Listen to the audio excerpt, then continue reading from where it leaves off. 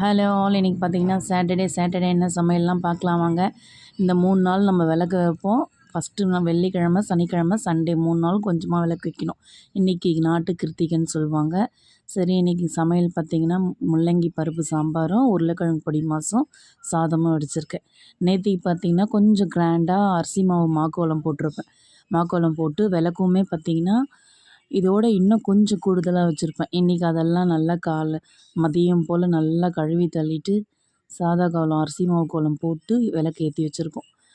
கொஞ்சம் அதே மாதிரி தான் ஏற்றிருக்கேன். சும்மா ஒரு 10 அகல் மட்டும் கம்மியாக வச்சுட்டு இதெல்லாம் ஏற்றி வச்சுட்டு நம்ம பூஜை பண்ணி முடிச்சாச்சு. இன்றைக்கி பார்த்திங்கன்னா பழம் வச்சு நெய்வேத்தியம் பண்ணிட்டோம்.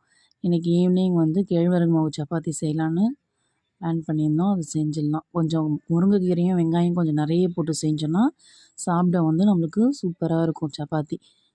நான் சின்ன சின்னதாக இருந்தனால 2 2 போட்டு எடுத்துக்கிறேன்.